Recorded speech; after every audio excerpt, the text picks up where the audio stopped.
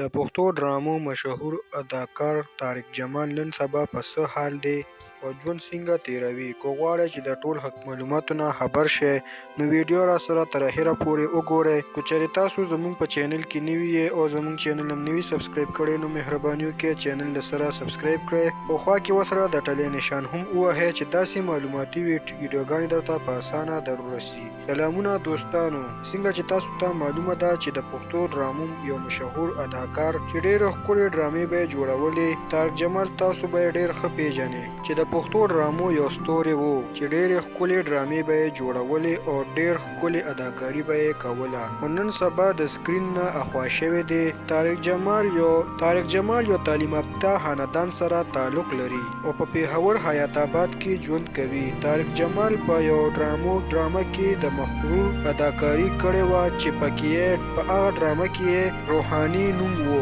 هغه ډېره ښکلې ډرامه وه چې خلکو به ورته یو هفته انتظار کولو او د هغې نه بعد طارق جمال مشهور شو په روحاني باندې او خلک یې د طارق جمال په نوم نه بلکې د روحاني په نوم پیژني. د طارق جمال ډېرې داسې ډرامې چې د یادولو دي. طارق جمال وایي چې موږ به د سی ډي ډرامې په خپله جوړولې چې پښتنو ته پکې یو میسج و او نن سبا د تجربه کار اداکاران څوک په ډرامو کې نه اخلي ځکه چې هغوی ډېرې پیسې اخلي او نن سبا خو په لږو پیسو خلک د سکرین مخې ته راځي. طارق جمال وایي چې زما یو زوی هم د ایکټینګ چل زده کوي او په ډېرو ډرامو کې کار هم کړی دی. دوستانو، دا و د طارق جمال روحاني د ژوند حالات چې د سره مو شریک کړو. که ویډیو هم خوښه شوې وي نو لایک او شیر یې کړئ. چینل د سره ضرور سبسکرایب کړئ. مننه کوم چې ویډیو هم را سره تر اخره پورې وکتله او د بلې ویډیو پورې د لوی الله په امان.